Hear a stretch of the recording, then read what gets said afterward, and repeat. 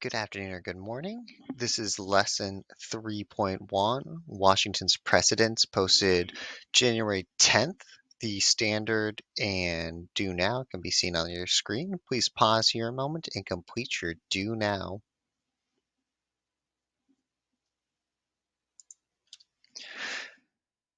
This is lesson 3.1, which is the first lesson of the Unit 3 in New Nation, which covers the years 1787 to 1825. In this unit, you will be taking the time to understand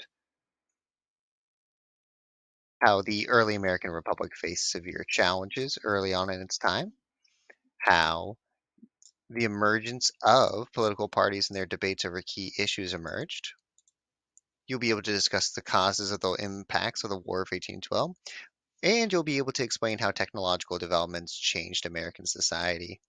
As you go through this, there will be some changes to the way that we'll be running class. There will be printed handouts with fill in the blanks. Additional notes you want to take can be put on the side or on the back where there is space. You'll receive a study guide at the start of the unit. Vocabulary quizzes will act as formative assessments, and there will be museum displays as participation in knowledge checks throughout the unit. Our key questions is how effectively did the federal government respond to domestic and foreign challenges? How did the War of 1812 shape national identity?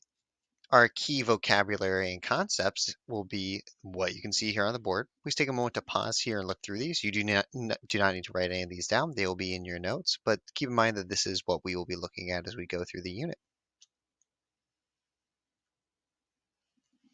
Our first lesson today focuses on President George Washington, the first president of the United States, seen here pictured at his inauguration where he's being sworn in 1787 as the first president of the United States.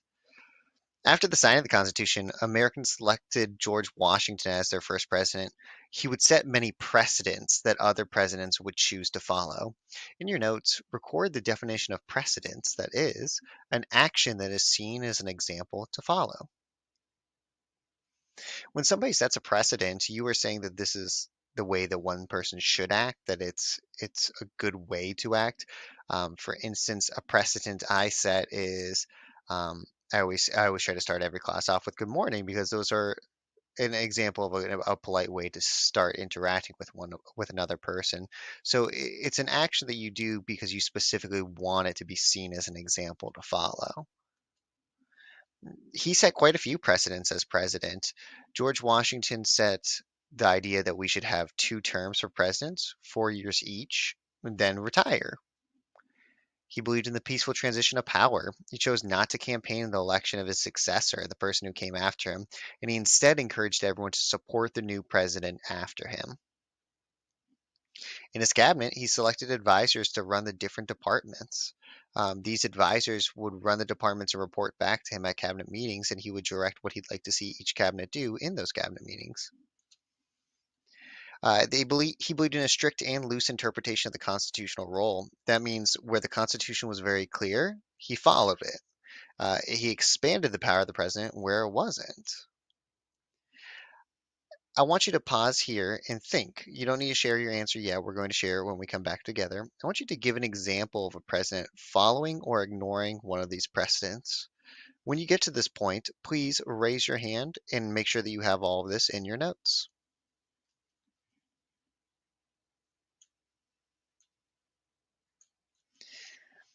So after we've had our discussion, hopefully we had said some examples like this. For instance, when it comes to terms, here's some examples of those who did and did not follow the example. On the right, you see President FDR, Franklin Delano Roosevelt.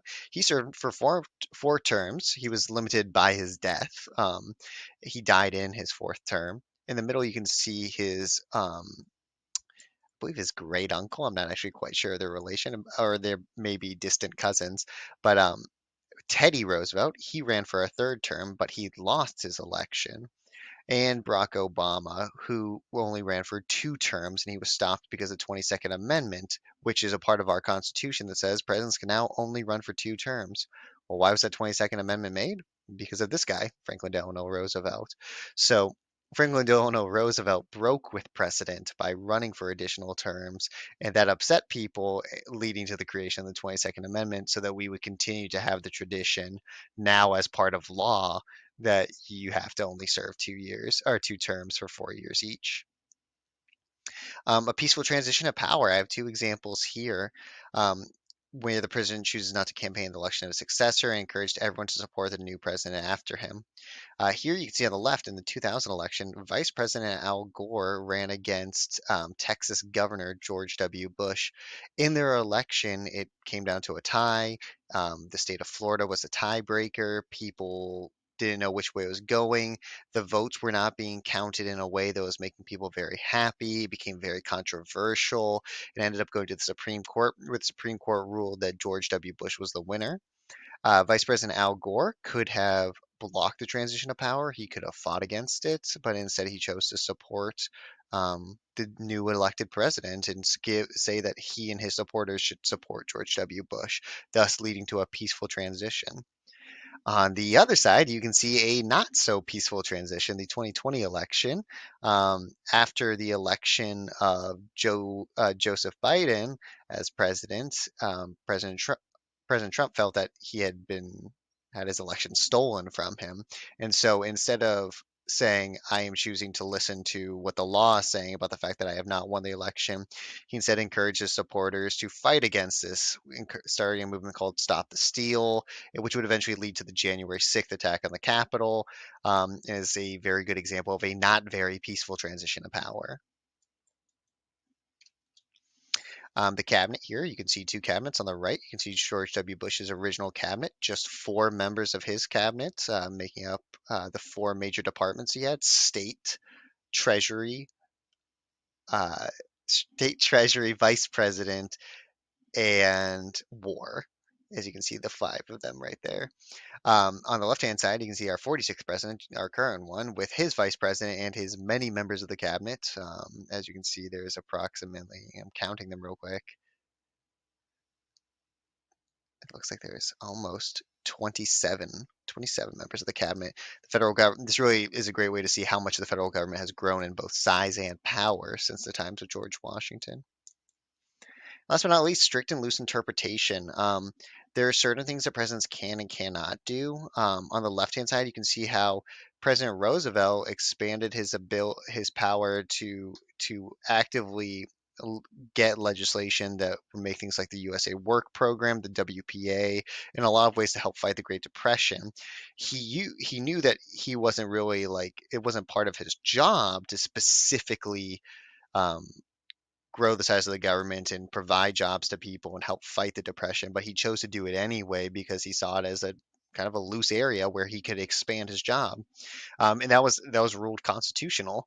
Um, on the right hand side, President Truman ruled that the U.S. could take over steel mills because the steel workers were on strike. Um, this was something that was ruled unconstitutional. The president doesn't have the right to take over steel mills just because it's in the nation's interest to have steel. So there are elements of how still both sides of George Washington's precedents are being followed today. Now, the president is said to wear many hats because of the many different jobs that he has or they have, hopefully with a she someday. And these different hats represent the different jobs that go into being president.